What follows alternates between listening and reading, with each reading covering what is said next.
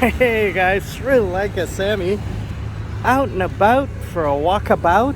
I'm going to talk to you today about, it's raining, drizzling.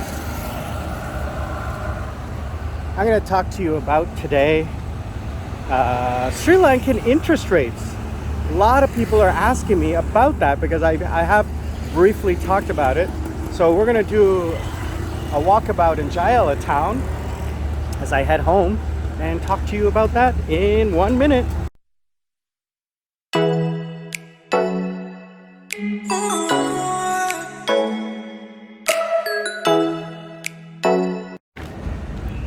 So I'm just walking home today after doing a little bit of shopping. So I figured I'd talk to you guys about interest rates here in Sri Lanka. Now, as most of you who have been following me know, I work online in South Korea and I earn money in South Korea, and then I transfer it here to Sri Lanka to pay my living expenses. And then also I invested in term deposits, or fixed deposits they call it here. Now, one of the things I also did was set up a couple of bank accounts. I talked with my banker in Sri Lanka and I talked with my banker in Korea before I left. And I set up a US dollar account in South Korea, and I set up a US dollar account in Sri Lanka. Because when you transfer money overseas, you pay a fee to convert it into US dollars, transfer it, and then convert it back into local currency. So to avoid that fee and that loss in the exchange rate, I set up US dollar accounts. So when the rate is favorable in my favor, and especially since my bank gives me a discount, I transfer money from South Korean won into US dollars for free. Well, not for free, but as a good fee. Then what I do is I transfer that money from South Korea to my US dollar account in Sri Lanka. It lands here as US dollars. My favorite fruit stand. So then when I need money, I transfer from my US dollar account in Sri Lanka to my rupee account in Sri Lanka, and then withdraw the money and pay my bills or whatever I need. Now, my cost of living, I've done a video about my cost of living here in Sri Lanka, and it's less than $400 US a month. So you guys can check out that video and see what my expenses are. So, excuse me, it's dusty. Wow, very dusty. So anyway, a lot of people are asking about the interest rates that they're hearing about. And the interest rates are really high because of the IMF situation, because of the financial situation going on in Sri Lanka right now. Now, IMF is not happening in December. I mean, it's December 28th right now, and it's not happening. Probably going to happen in March, according to the finance minister, but definitely not January. So, what does that mean? Well, inflation is about 30% to 70%, depending on what you're trying to buy. I had someone comment just recently about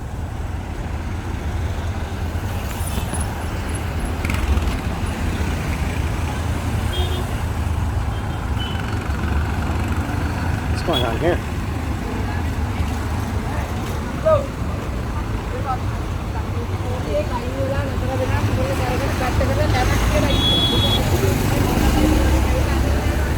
So I don't know what is going on back there, but that cop had a gun and he just grabbed that girl's ID.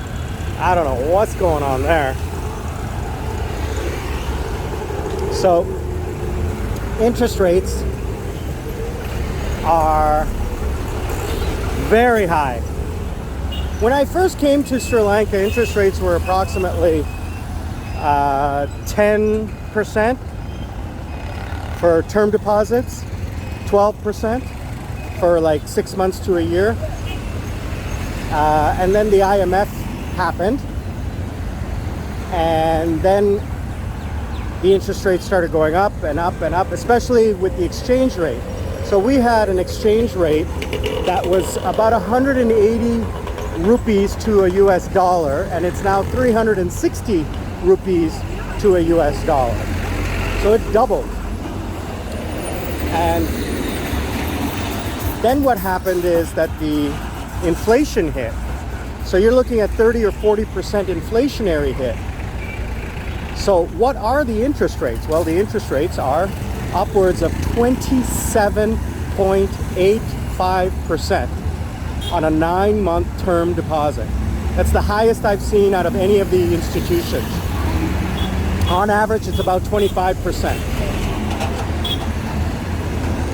25% is really, really good for like 5 months, 3 months. You cannot go wrong. So a lot of people are asking me about that interest rate. Can they get it? Yes, absolutely. Foreigners are allowed to open bank accounts and open term deposits, just with an ID. What is the caveat? Well, there's two things. Depends on which institution you use.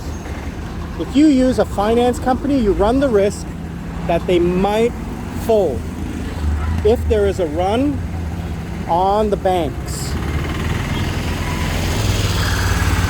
Now, technically, your money is insured by the government insurance, and same with the banks.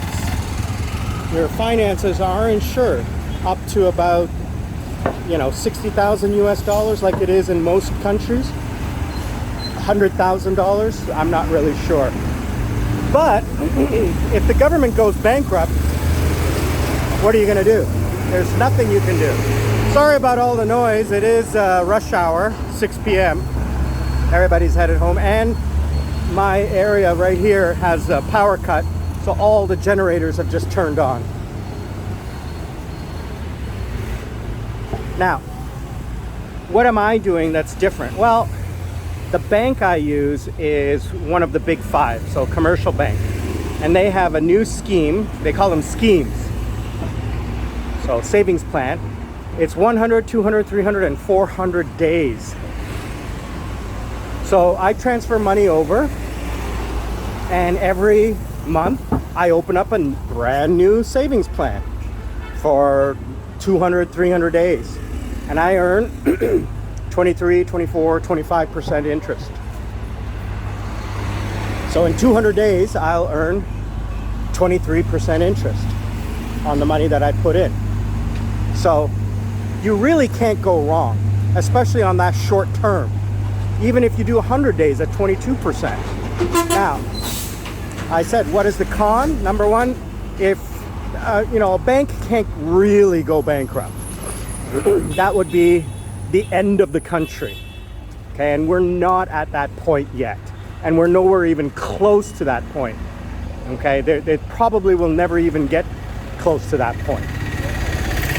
But if the bank fails, which again is probably not something that would happen because the government wouldn't allow it, and the World Bank wouldn't allow it, they would come in to, help because we're asking for help. Things are looking up, I'll talk about that later. Things are looking up. There are lots of positives. Okay, things have settled down. They aren't great, absolutely not. They are not great, but they're getting better, or moving in the right direction, or not continuing to go bad.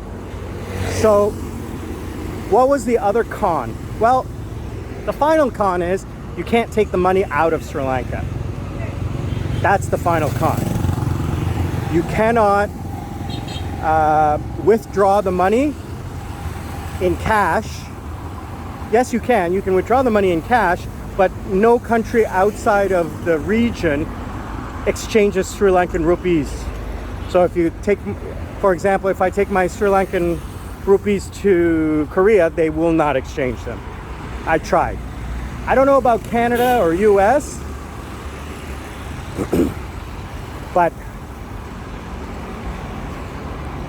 those countries, maybe, I don't know. But I'm not traveling all the way to the United States or Canada just to exchange my rupees. I know for a fact Korea does not. Maybe UK, maybe Australia, because of the big Sri Lankan community.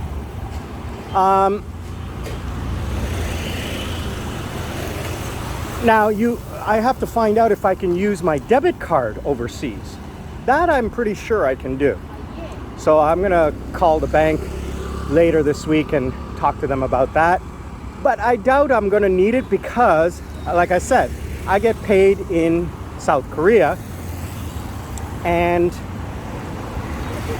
for the next year or two, I'm still gonna have money in South Korea to live when I'm traveling. Like, so for example, when I'm in the Philippines, the money that I earn in South Korea, I'll use my Korean debit card to pay for my living expenses in the Philippines. In the future, like in 2 or 3 years when I retire and my visa expires and my bank account will eventually, be shut down, I'll have to figure out what to do if I wish to travel outside of Sri Lanka. And, there has to be a way to, pay for things outside of Sri Lanka, because people travel all the time. So we'll figure that out, but that's still 2 years down the road. Hopefully my YouTube channel will grow and you guys can support me through advertising and I can live off of that. Hopefully. Hey, we all wish, right? So anyway, that's the Sri Lankan interest rates. Savings accounts run anywhere from 10-15% all the way to term deposits at 27.89%. You guys can Google that, because I'm not gonna quote right now where it is because it changes. Tomorrow it's gonna change again. So this video, people always ask, Sam, can you do this, do that? But, as soon as I post it, the information is old. So just Google it and you guys can find out where. I would suggest HNB, Hatton National Bank, Commercial Bank. Those are the two big ones that I'm dealing with. So, any questions, comments, concerns, hit me up in the comments below. Click on the link, join my public Discord server. You guys can talk to me live 24/7. Sri Lanka Sammi. Learn to live life. Don't let life live you. From Jayala, Sri Lanka, I'm out.